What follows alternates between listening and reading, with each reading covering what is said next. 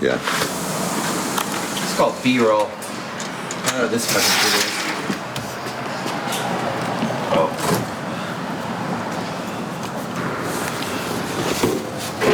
Motherfucker. What is that? Flag? Yeah, you don't know shit, Sean, do you? I know a couple things, but not everything. Yeah! Flag of... You don't even know what this flag is. That's Folsom Street Fair. Yeah, it is. Now I... Leather Pride, bro. What? I don't know. We're filming a documentary. Why are you messing it up? Sorry, I want to be in it. You're in it now. Fat Records Fluff and Fold. Hi, I'm Jay Bentley from Bad Religion. I'm Dad Rock. You're making a punk rock documentary.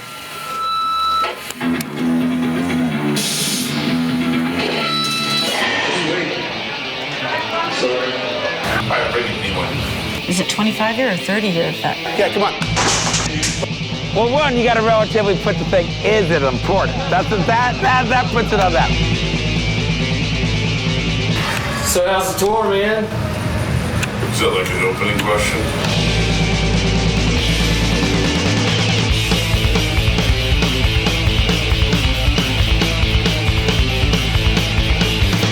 The first punk rock show I ever played was at this pool hall in Santa Barbara where I grew up, and the lineup was Legion of Doom, then Rat Pack, then NoFX, and then Excel. So that was when I first became aware of, you know, this thing called NoFX. And then I remember one time going to see, I took a date to go see NoFX at the Roxy, and I had seen Mike around a little bit up to that point, and I ran into him out front of the show, and it was sold out. And I remember he was like, "Hey, Chris." In my head, I'm like, Fat Mike remembered who I was. Cool, you know? And he let us into the show, and I just felt like, oh, fucking rad, you know? I think similar to Epitaph, Mike has a really good ear for music. You know, at other labels, a lot of times you have board of people or a bunch of different A&R guys, and they all have different tastes in music or what they think is going to be popular. Whereas when you have something like Fat Records and Fat Mike at the helm of it, you know, he's gonna like melodic hardcore in the same vein that he likes and the type of music he makes. So he had this built-in thing where he could sign a band and then go take them on tour and expose them to the exact audience that they should be exposed to. And he did that over and over, and that's how like all the initial Fat bands became popular. Guys like Ian and Mike and Brett could run a label from the point of view of this is a business and I'm in a band, so I understand exactly how I want to be treated by this business. Not necessarily caring how things sold. It's also that independent spirit that he has of saying, fuck you to the mainstream. I want to put out the records the way I want to put them out, and I'm not going to get caught up in all the bullshit that you say I have to put out a record.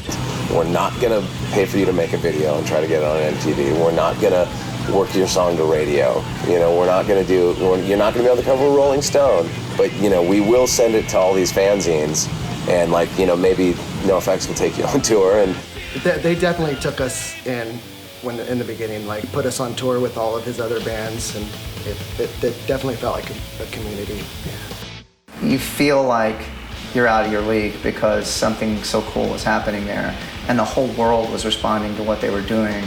You know, he was always a business guy, so when he started Fat Records and wanted to put out an EP by us, like, good for him.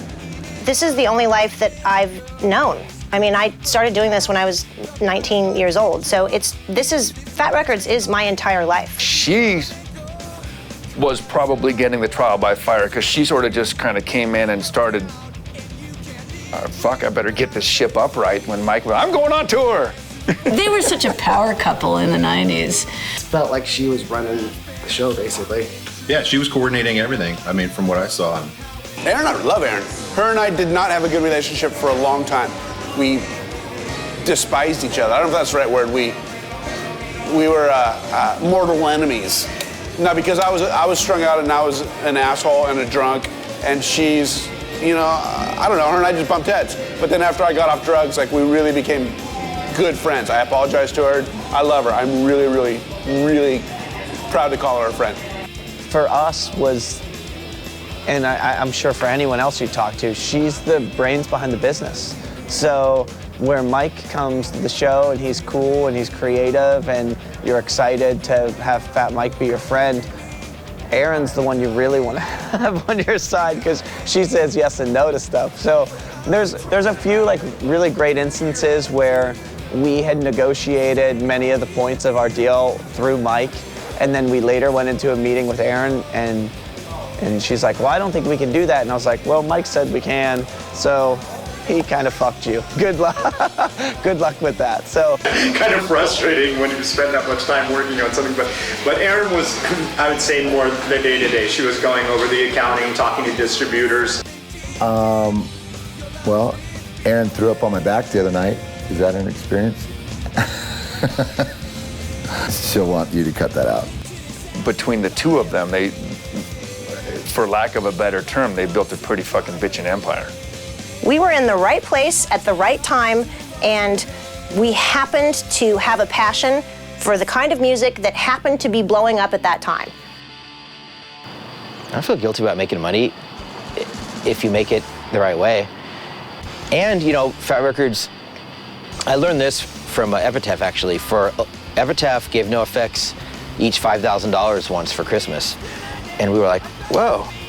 And I just thought, that is awesome. This isn't in the contract, and we're not selling gold or platinum like Rancid or Offspring, but they just gave us Christmas bonuses for a substantial amount of money. So from then on, Fat Records, we would take about 10% of our profit and just share it with bands, and like 10% went to bands, 10% went to our employees, because, well, that took all the guilt away of making money because we're sharing it with everyone who's involved. Fat Mike's like my big brother. You know, I was just a kid. I was like 17 when Strung Out started, and he's like always been there for me. You know, I don't have one negative thing or thought about Fat Mike. You know, Fat Mike always has like tricks up his sleeve.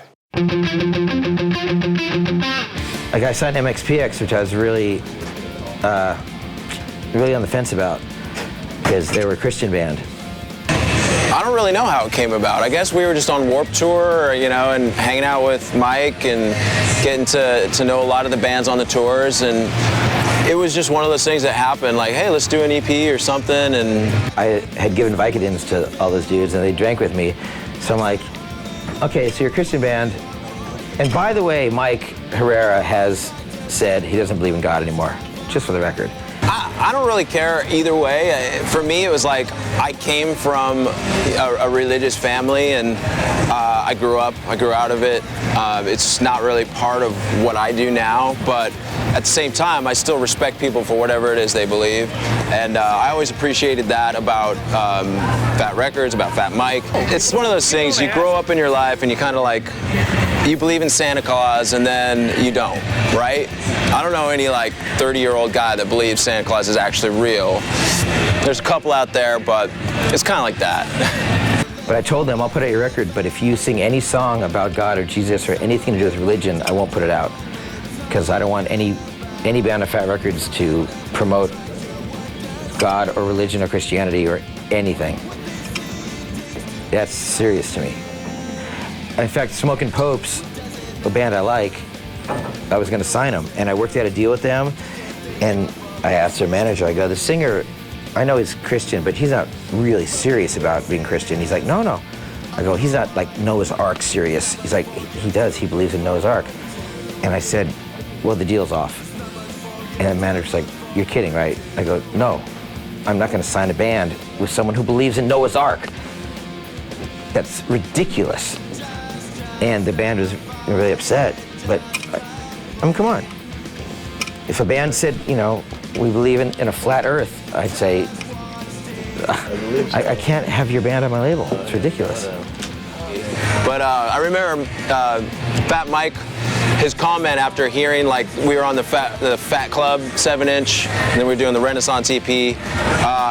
When he heard the Fat Club 7-inch stuff, he was like, man, I thought you guys would send us throwaway songs, but those are actually pretty good songs. So I was stoked to hear that he like approved of what we sent in to put out the record. Of your life, there's not much for you to look forward to. There's not much for you to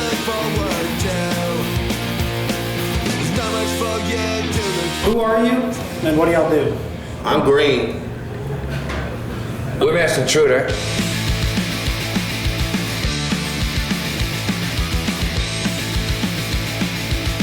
I think Fat Records is so important because they put out so many, good records. It's the main thing. That's like one of the most important things that a record label does. I've always felt is to put out records. There's still a label that, when I book a Teenage Bottle Rocket show, I know that posters are going to show up and a CD is going to be there for us to play in the bar and to turn people onto. And that's not something that a lot of labels do anymore. I mean, I think that they're holding true to the spirit of what a record label should do and what they're about, and that's ultimately promoting their artist and pushing that artist forward. And I think that says a lot about a label that, we all know that the money in the record business is so much tighter now, but they actually take that time and the resources to do what they can for the bands, and that's something that is probably more important than the average music fan realizes.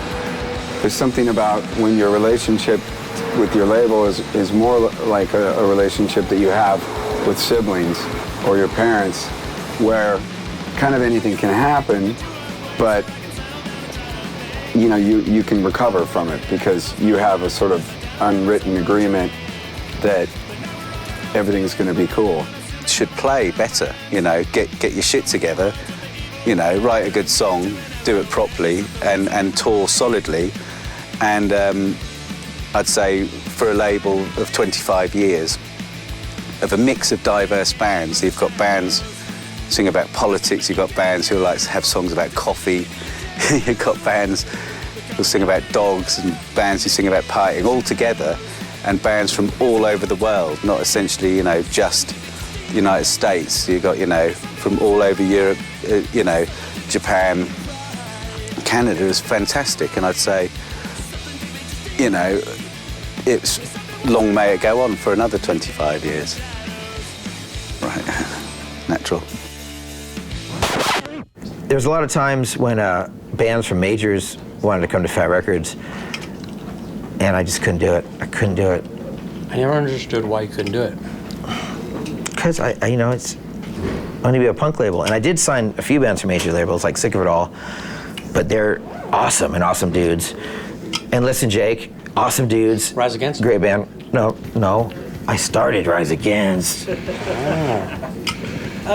And not just Fat Records and Mike and Erin and the whole staff, but in turn, we ended up touring with a lot of Fat Wreck bands. So our first European tour was with Sick of It All, who had just signed to Fat Records. They took us under their wing. We shared a bus with them. I learned so much about touring and how to be a front man and how to I was a kid, trying to keep up with Lou, in these huge German stages, and so that was part of the Fat Wreck family. We spent many months with the Mad Caddies. That taught us how to play in front of different audiences. This was the ska band. We first went to Japan with No Use for a Name and Anti-Flag. So it was we did the Death of a Nation tour with Anti-Flag and Against Me and None More Black. So much of what we were doing revolved around the Fat family. So the label was taking care of us, their bands were taking care of us, and it really helped us grow. With my career, I just feel like my entire career I've been doing something with Fat Mike, and for that, I owe the guy everything, That sort of family atmosphere has been ingrained into Rise Against. I've always had such huge respect for NoFX, for having the same crew, who some of them are like their childhood friends, and they've been with them forever. And the crew is as much a part of NoFX as the band guys are. When you see them, you expect to see, Kent and Limo and Jay Walker and all those guys, and Wilkie, and it's just, that's part of what they do. And so we learned a lot from that whole ethos. And so Fat is a huge part of our DNA.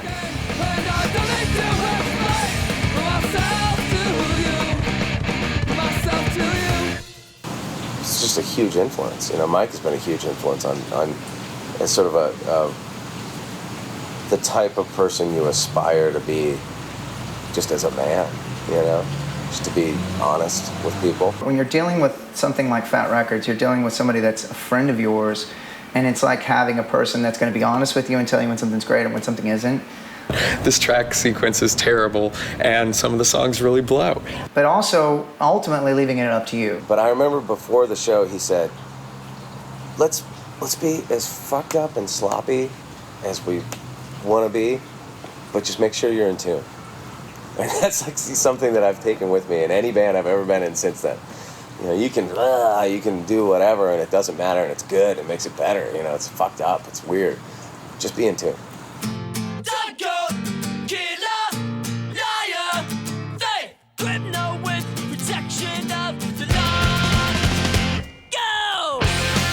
Yeah, it definitely came to us as this quote-unquote like bro network. Like, you lived in California, you were in a band from California, and you were on Epitaph or Fat, and you know, that's the way it ran over there. Like, that was the punk rock scene. So for us, our relationship and knowledge of Fat didn't really come to fruition until the late 90s, where we were friends with a band, another East Coast band called the Bouncing Souls. Signing to Epitaph and friends with many of those guys, and they actually spoke to Mike and they were like, you should listen to this band. And I think that's where Fat first heard of Anti-Flag, is through the Bouncing Souls, giving them one of our records.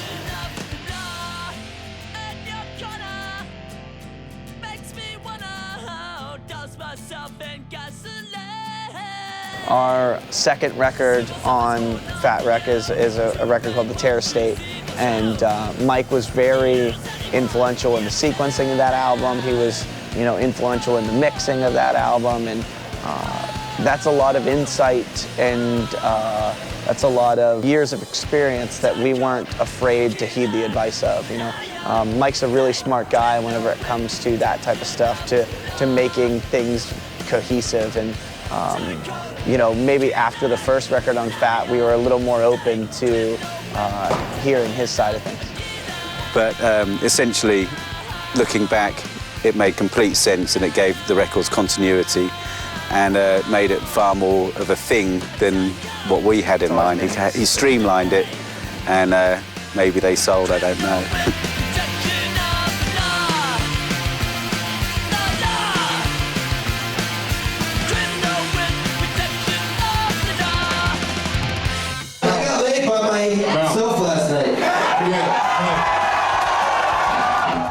In the studio, it was awesome having him coach us when we were recording, because he's got an incredible musical mind and knows just what to do or just what's needed at that particular moment in recording an album.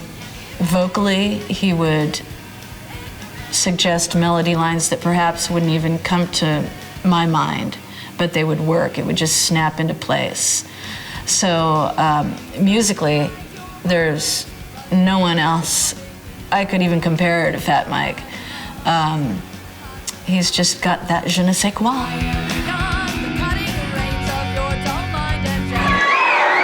Who lost the shoe?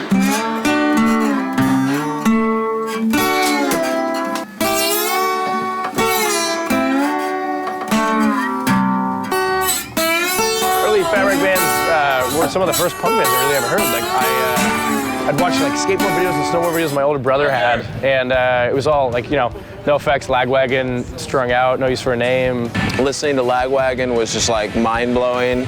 Lagwagon was great because they had like one of those sandwich. Sandwich press? Yeah, sandwich press, and we'd make like grilled cheese sandwiches after, get on the bus and make grilled cheese sandwiches after a gig. When I listened to like a Lagwagon record, I was learning theory at one point and finding out what they were doing. I was like what Jesse was doing on a Lagwagon record, because it was interesting. It was really interesting, and he was a very creative bassist, and I took as much as I could from, you know, classical and jazz, and with punk rock, it was definitely Jesse's bass lines from Lagwagon. Brackett was on one of those fat comps, and I was like, these guys are amazing. Da-na-na-na-na, da-na-na, I know you don't know my name. That was fat music for fat people. So good. I brought those guys on tour. We did a full tour of Canada. We played with them in the U.S. as well, and became good friends with Brackett just because I heard them on that comp, and I was like, dude, we have to hang out with these guys. Like, they're amazing. And like Marty picks apples in an orchard, like just the weird things you find out about people and bands. And That's a rough one. Well, I think what Fat does different from other record labels is they are a group of people who really enjoy music more than being in the music industry. And I think they're just more in tune with what's going on with their audience than probably any other record label around. Being underground, so I think he's really slimlined his label down, his employees down, and he told me straight up, like, I'll put out shit that I want to put out that I like, and that's it. I will not go the route of falling in reverse. I will not go with what's cool, what's selling records ever. So to him, huge props on that, because there are some other labels, such as Epitaph, that have chosen to go that route and chase the dragon and try to, keep afloat and make money, because that's what businesses do. But at the end of the day, for me, you go where your heart tells you to go. You don't go where your wallet tells you to go. And I respect Mike for that. And I mean, he told me straight up, I will never put out a record I don't like. No matter how popular punk rock got, Fat stayed. They did what they wanted to do the whole fucking time. All our early bands, they all sold a lot of records. So I never had to be a dick. I never had to charge bands back for marketing or anything. I've always been able to be totally legit. Where a lot of labels, they have hard times and they charge bands back for everything to stay alive. And I never wanted to do that. And I really never wanted any band to ever say I ripped them off, because I don't want to. So, we figured out a way how to pay bands honestly. Yeah, it's all about relationships. We're just excited to be working with these people that we looked up to at the time. I think most influential would be nice for a name for us. If you listen to the Swellers at all, it's very melodically, they just had coolest melodies to us forever. And they wrote songs that weren't traditionally punk rock, and that's what made it cool for us. It was just these awesome, you could tell they were written on an acoustic guitar and then transposed to be a fast, aggressive punk song. And then, but every band has their own special place in our hearts. Lagwagon's huge for us. And we actually got to tour Strung Out, and that was a huge moment for us too, because we grew up with them, and they kind of showed us that you could, have that techie side, and you could be fast and actually really good at your instrument, and it's okay to be that in punk rock. And that's bound to always happen in every scene, like now there's scenes that are doing the same thing that, I don't understand, maybe because we're too old, but emo core stuff, but it's not just fad, whatever, what are they called? Well, Ian MacKay's label, what's it called? I forget. Jesus Christ. Fucking, you need an editor here. Discord, yeah, Discord. Yeah, it's to me, Discord, it's less polished than Fat, but Discord to me kind of did the same thing, streamlining. All these bands knew if they played this sound and they lived in around DC or whatever, they could put out a record on that label, The song's called Highly Celeste, Up Your Fucking Ass. It's about Zionist fascism. So I just wanted to point out another thing that was pretty relevant with Fat Records. As you see here, the Fat Records logo on this jersey here, and this jersey is from our motocross team, Moto XXX. And obviously, me and Eric Sandin from NoFX started this company, and it's still going today. But this is one of our original jerseys from the race team, and you'll notice that Fat Records is on here along with Epitaph over here, and we were one of the first punk rock motocross companies. And what we did was we hit Fat Mike up to sponsor us, and they gave us free CDs And what we would do is we would go to the races and we would take the CDs and we would throw them out for free to the audience. So these were like the Fat Records compilation CDs with all of our bands on it. And those CDs, along with the soundtracks that we released for our motocross videos for the Moto XXX series, had a first hand in turning the motocross scene on to punk rock. Yeah, fuck it, we're playing for you. Hey, somebody lost their keys. Does this look familiar to anybody? What is it? I think that one of the things that a lot of people forget about was when Fat Records started, the sound that they had on their label was their own sound. There was the Epitaph sound and there was the Fat Records sound. You know, lots and lots of people come and see the band, you know, put a Fat Records thing on the post or whatever. It wasn't about how many records they sold or how many people came to the shows. It was about the music. I never listened to a band from Fat Records that I didn't like, ever, in the history of fucking Fat Records. That's when you are a cultural phenomenon, you know? And to know that, to be a part of that, to have any sort of part of that, in that legacy, it's huge, you know? It's one of the things I'm most proud of, I guess, you know, is to say that I had any sort of small bit of that. And I didn't even have a huge part of that, you know. I wasn't in Lagwagon, I wasn't in Good Riddance, I wasn't in Strung Out, any of these, the big Fat Wreck bands. But I was in one of the, you know, the junior bands. I was all on the sidelines, and still I was just amazed by all of it, you know. It's about putting out good music. I mean, there's lots of good live bands that you don't want to put out their records. Fat Mike, how do you describe Fat Mike?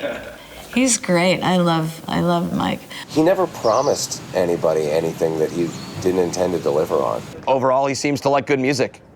Fat Mike, thank you for all the support through the years, and look at it.